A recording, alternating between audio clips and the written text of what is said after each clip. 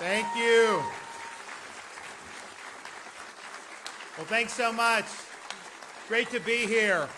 Thank you. Great to be in New College. Great to be back in Sarasota. The new and improved New College. What a difference a few years makes. Well, we're proud to be joined today by so many great folks. I know we've got a lot of people affiliated with the university. We have Florida's Lieutenant Governor with us today, Jay Collins. We have our Education Commissioner, Stasi Kamoutsis. The Chancellor of the State University System, Ray Rodriguez. And then we have local reps, Buchanan and McFarland.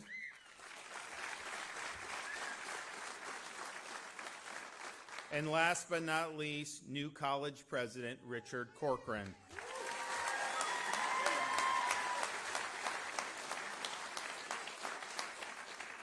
So one of the things we've done from the time I was governor, when Richard was our education commissioner, is we made a strong effort and really made a central effort to reinvigorate civics education in this state.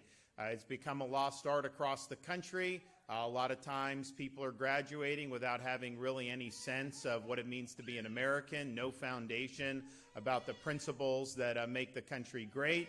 And the way I view it is you're going to be doing a lot of different things if you go through our K-12 system. Some will go to university, some will go to state college, some will go to apprenticeship, some will just go into the workforce. There's a whole host of paths that people will take, and we want to encourage people to do the path that they like the best.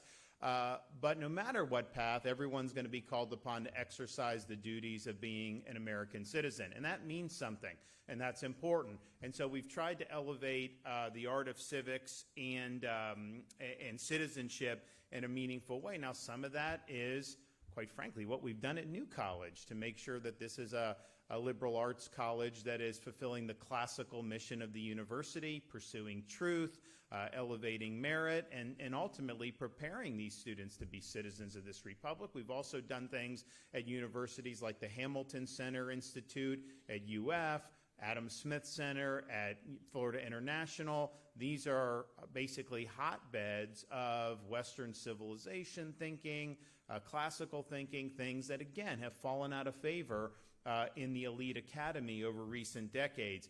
But we've done a lot on K through 12.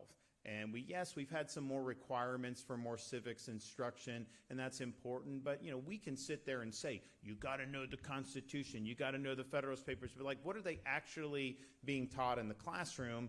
And the reality is a lot of teachers, particularly younger teachers, if you're going through universities in this country, you're not graduating with a very strong background, most likely, in the founding of the country and all the key debates that shape the institutions. That's viewed as passé amongst that group of academics. Now, that's changing in Florida, but in most parts of the country. Oh, and incidentally, they just did a college rankings in the Wall Street Journal, and what they did was they said, listen, you have legacy institutions. Look, you have some of these institutions that are older than our country, right? Harvard, Yale, these places.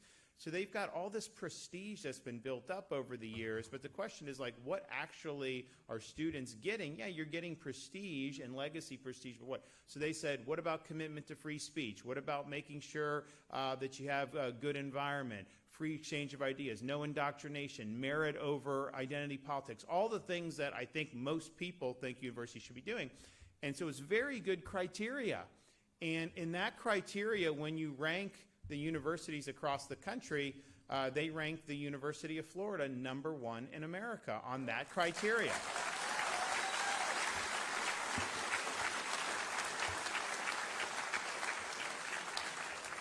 They ranked Florida State #7 in America on that criteria.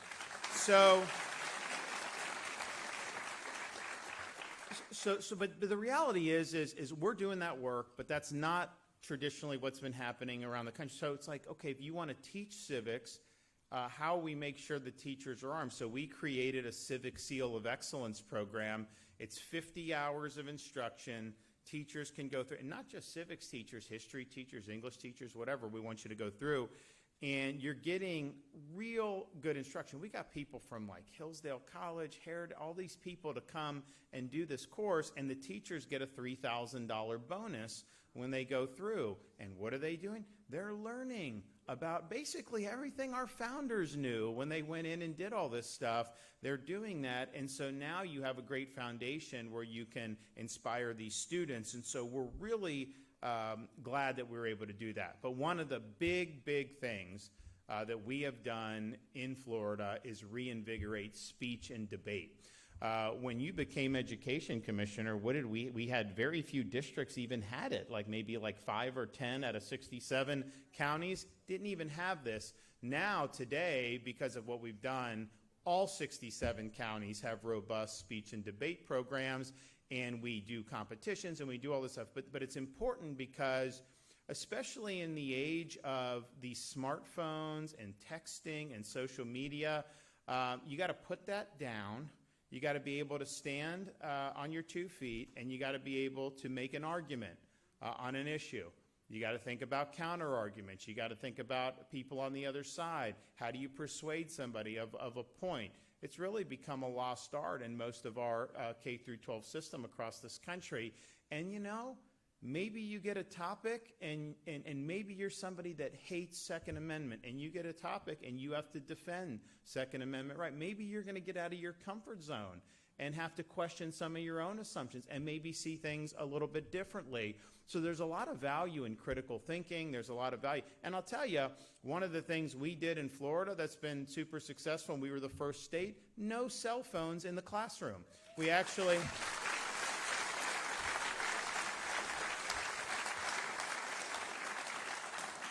You know, we did this a few years ago, and when we announced it, MSNBC said that it was akin to fascism to not have cell phones. Now even the liberal states are doing it because it's obvious, and it's, first of all, from a student perspective, you know, just being mired on that, you're not going to be able to have attention. But also from a teacher perspective, would you want, if you're a college student, to go into teaching, if you're just going to sit there and basically talk to a wall because all these kids are on their phones? No. I mean, so it's not good for teachers. It's not good for recruiting good people. So we're able to do that. And I'll tell you, it's only going to get worse if we don't put our foot down with this technology. Social media has not been good for kids. Let's just be clear about that. Facebook has made a lot of money off it. They've made a lot of money. A lot of these companies have made a lot of money. It has not made the experience of growing up and all that better. Now, there's positives to it. I'm not going to deny that, but there's been a lot of negatives, particularly in education. So no phones in the classroom, I think is good. Now they're going to be doing artificial intelligence, and what is the danger of that is students are going to think that they're just relieved of any responsibility to think for themselves. Just plug it into a machine. Let the LLM tell you all these things. First of all, I got news for you guys. You know, who is running those chat bots and those LLMs? You know, it's big tech companies. They do not have your best interests at heart. They do not see the world the way that you do. And I don't care how efficient an LLM or a machine is in going through, whatever the data set that entity is crunching is what they're going to end up producing. So garbage in the data set, garbage out in terms of the answers that they're doing. And if you know anything about, you know, our founding fathers, they were very wise about accurately identifying the flaws in human nature. That's why they built the government that we have with checks and balances, separation of powers. Madison said that if men were angels, no government would be necessary. Madison said if angels were to govern men, then you wouldn't need any internal constraints on government. But that's not the world we live in. Don't think that somehow a tech overlord is somehow immune to the flaws in human nature. If they have the ability to control so much of society by manipulating these data sets, of course they're going to do it. Do you not remember COVID when they were censoring the truth?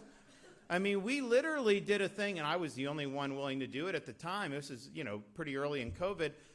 I get some of these experts who were actually speaking out. There was like 6 in the world that were willing to speak out at the time. And I got Oxford, Stanford, Harvard, and they were ostracized by their colleagues. I was like, should a 5-year-old kid in kindergarten be wearing a mask all day? No, there's no basis. Google censored that video. You know, we had it up. We had people. It was a nice round table. They censored it.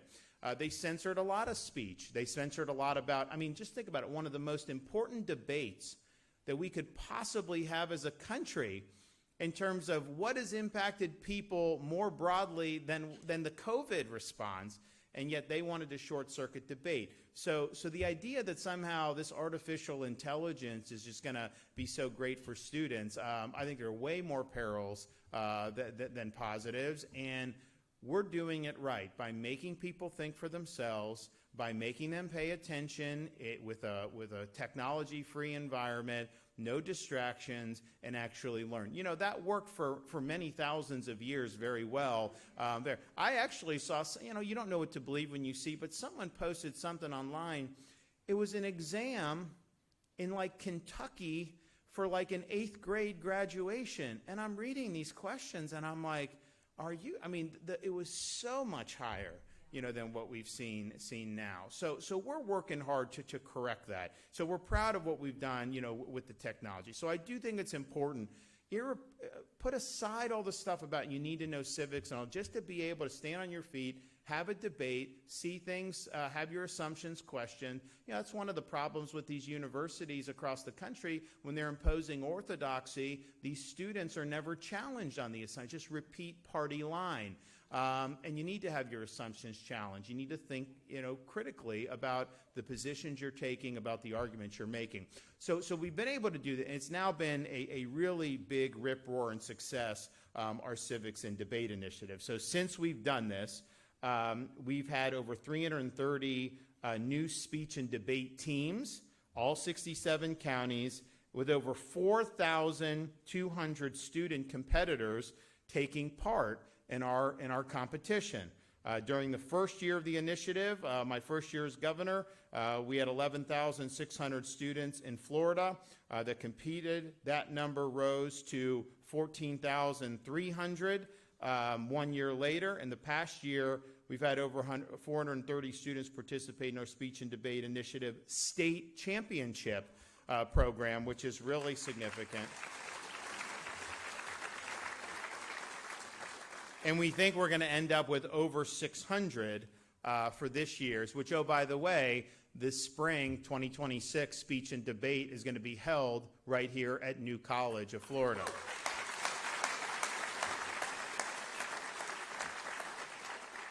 So we're here to say that we're proud of what we've been able to do to facilitate speech and debate amongst our high school students, but we're also here to announce that we are going to be naming the prize for the winner of the speech and debate in honor of Charlie Kirk. So people will be able to win a Kirk Prize for winning speech and debate. And part of the reason we wanted to do that is because you know, the whole mission of Turning Point was really, I mean, there wasn't, they, you know, said not a lot of people were willing to go at the time. And I think part of it is like, you know, yeah, you're going into the belly of the beast and you're going to bring conservative ideas to these liberal campuses. Good luck with that, right? I mean, a lot of people are just like, but, you know, that was really important. And I think what happened over the years, and it's obviously grown a lot, was, you know, some of these students get up there and they do their talking points, and you'd have somebody like Charlie batting them down. And none of these people had maybe had any pushback to any of this stuff before, and now all of a sudden they're doing it. Now, I know some people, you could tell them 2 + 2 = 4, and if they don't believe it, they're just not going to. I get that, but I think it causes people to actually have to think. And I know that Charlie was I mean, he was beating the bushes in Florida like for a long time before he became really well known, developed a big following in this state, particularly with a lot of contributors in different parts of the state, even lived in this community here in Sarasota for a time. So we were proud to be able to do that. in memory. But it's not just a prize in and of itself, which is good. You win the championship, you get a good pat on the back. We wanted it to be even more meaningful to that. So when we have the championships on April 5th, 2026 in New College, we're proud to announce that it's not just going to be a trophy that you get. Because of private donations to the Florida Education Foundation as well as Florida Prepaid, we are going to be able to award the winner of the Kirk Prize a $50,000 scholarship.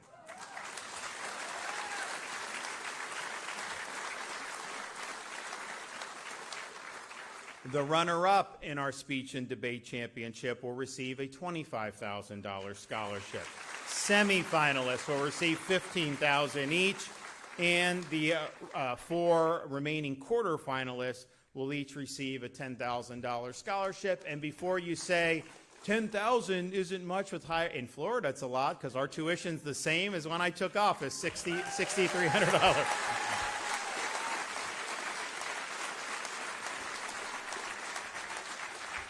And you actually can use this, so our prepaid and all this, obviously we want people to stay unstayed, especially if you're a good debater, but you can take it where you want to take it. And I think we're confirming, well, I'll make it happen. But if you, so say you win the $50,000 and you go to University of Florida, which is not easy to get into, or you go to New College or whatever, and then you're like, you know what, I want to do master's or law school or something like that. You're not going to spend $50,000 in undergrad in Florida, most likely, so you should be able to apply that to graduate. And so we'll make sure that that happens as well. So this is a pretty big deal. Additionally, thanks to the Ronald Reagan Foundation, both the winner and the runner-up of Florida's debate championships will receive invitations to attend the National Ronald Reagan Presidential Debate in California. Then the Ronald Reagan Presidential Debate is inspired by President Reagan's legacy of principled leadership, civil discourse, and effective communication. The debate there emulates the style of presidential debates of old, emphasizing practical communication skills like civility, personality, humor, and storytelling. I don't know anyone's been able to do that as good as the Gipper. It's a unique one-on-one style debate designed to blend civic knowledge with persuasive rhetorical delivery.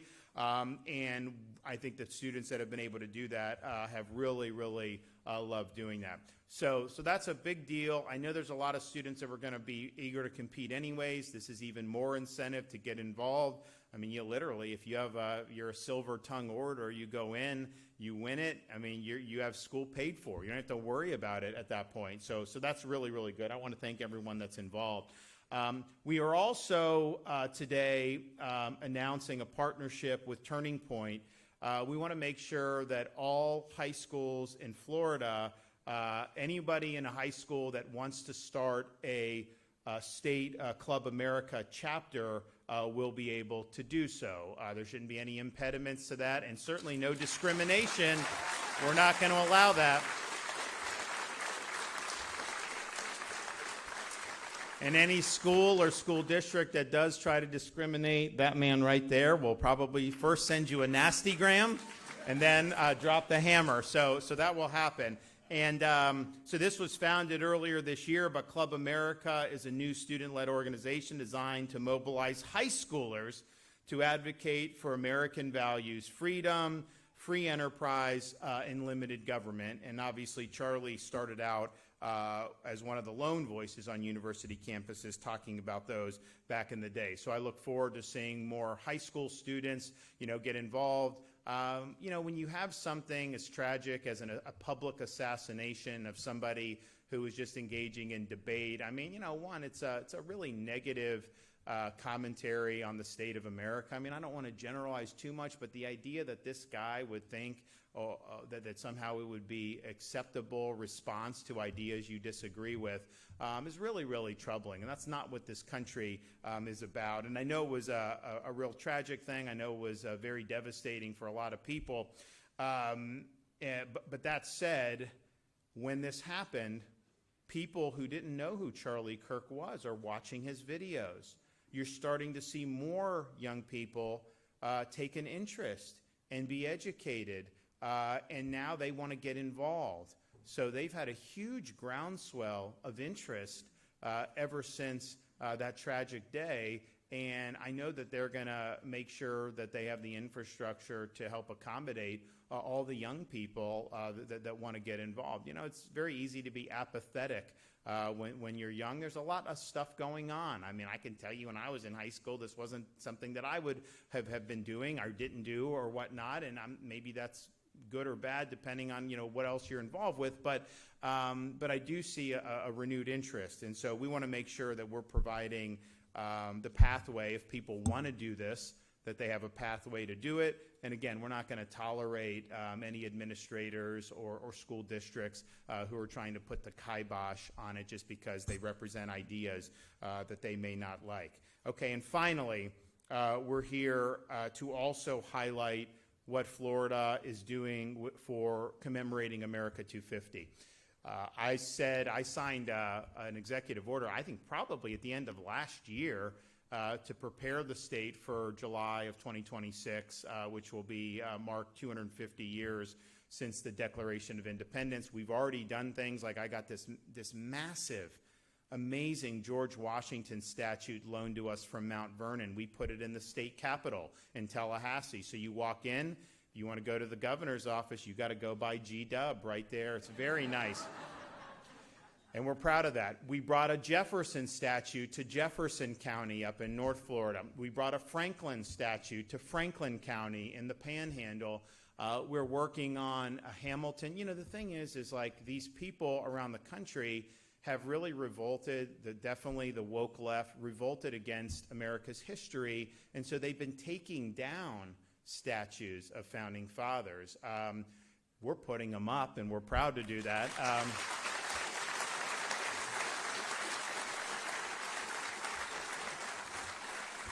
But one of the things it's done is it's kind of given us an opportunity because we can buy these things that have been mothballed in other states at a discount.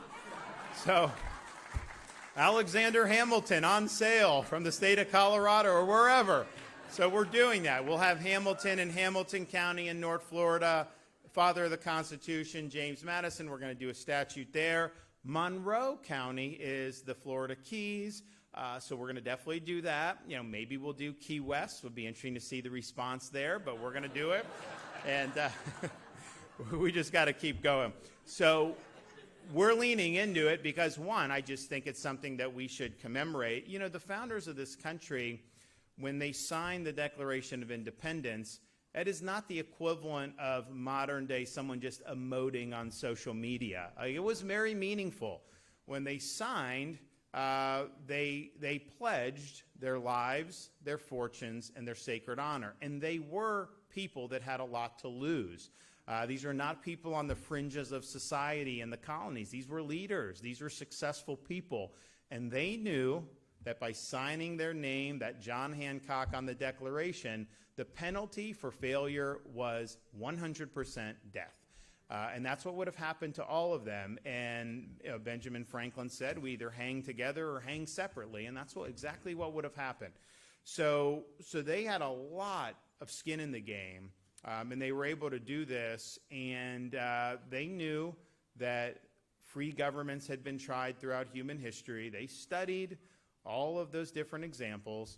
They drew lessons from them, but really there was only one lesson that really mattered, and it was this: every single one of them had failed throughout human history.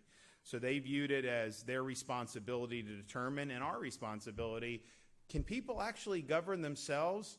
Can you have a society based on the idea that our rights are God-given, not government-granted?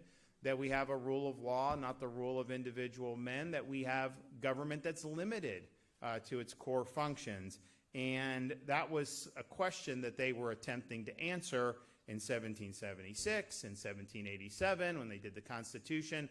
But they were also very wise to the idea that just simply doing a good declaration, just simply doing a good Constitution was not going to be enough. When Franklin walked out of the Philadelphia Convention Hall, 1787, you know, it was in secret. No one knew what they were doing. Someone asked him, "Did you give us a republic or a monarchy?" And he said, "I gave you a republic, but only if you can keep it."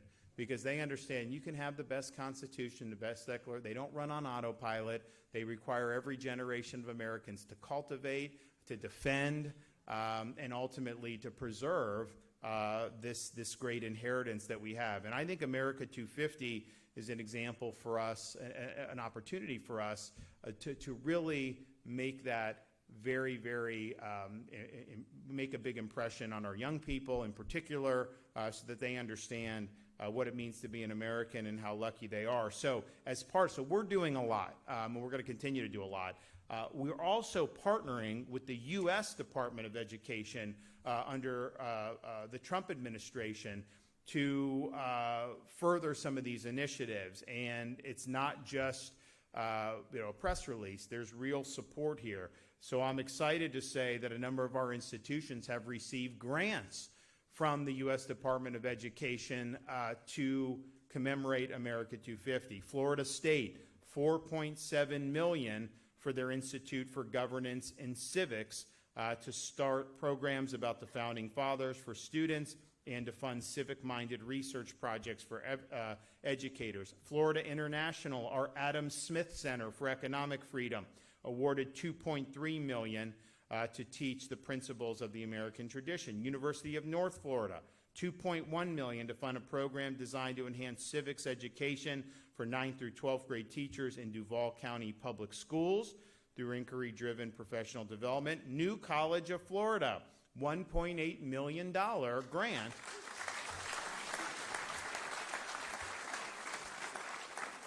And this is part of a project entitled Invigorating Liberty and Self-Governance, First Principles for the 21st Century America. University of West Florida.